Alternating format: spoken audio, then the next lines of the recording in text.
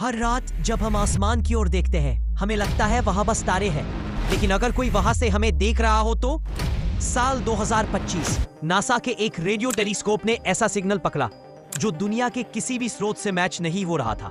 ये सिग्नल हर 3 दिन में वापस लौटता था, एक ही फ्रीक्वेंसी, एक ही पैटर्न, जैसे कोई वहां ऊपर से हमें जवाब भेज रहा हो। शुरुआत में इसे एक ग्लिच समझा गया, लेकिन कुछ ही दिनों में साइंटिस्ट ने समझा ये कुछ नॉर्मल नहीं है।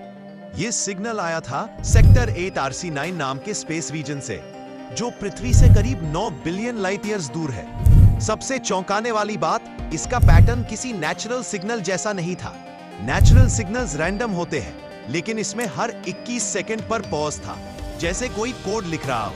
एक्सपर्ट्स कहते हैं अगर ये कॉस्मिक नॉइज होता तो इतना परफेक्टली टाइम्ड कभी नहीं होता। नासा और यूरोपियन स्पेस एजेंसी ने मिलकर इस सिग्नल को डिकोड करने की कोशिश शुरू की। उन्होंने पाया इसमें 4 रिपीटिंग फ्रीक्वेंसीज है, और जब उन्हें ऑडियो में बदला गया तो आवाज एक हार्टबीट जैसी लगी। कुछ वैज्ञानिकों ने कहा यह किसी पल्सर या ब्लैक होल के मैग्नेटिक फील्ड से जुड़ा हो सकता है, लेकिन बाकी बोले ऐसा पैटर्न हमने पहले कभी नहीं देखा। AI ने जब इसे बाइनरी कोड में बदला तो उसमें एक पैटर्न दिखा 1010 10101 और डिकोडेड टेक्स्ट में शब्द आया हेलो।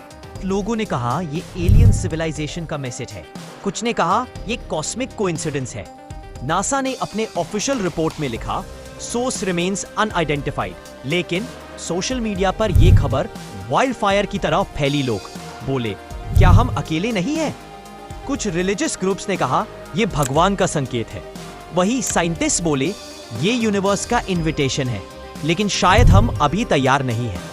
28 अक्टूबर 2025 वही सिग्नल फिर से मिला, लेकिन इस बार पैटर्न थोड़ा बदला हुआ था। फ्रीक्वेंसी में एक नई बीट जुड़ी थी, जैसे कोई कह रहा हो वी आर लिसनिंग। नासा ने उस डायरेक्शन में डीप स्पेस सैटेलाइट भेजने की तैयारी शुरू कर दी है। क्या अगले कुछ महीनों में हमें पहली बार किसी एलियन इंटेलिजेंस से जवाब मिलेगा? शायद ये सिग्नल सिर्फ एक नेचुरल रेडियो पल्स हो, या शायद कोई हमें बुला रहा हो। यूनिवर्स और हम बस सुनना शुरू कर रहे हैं।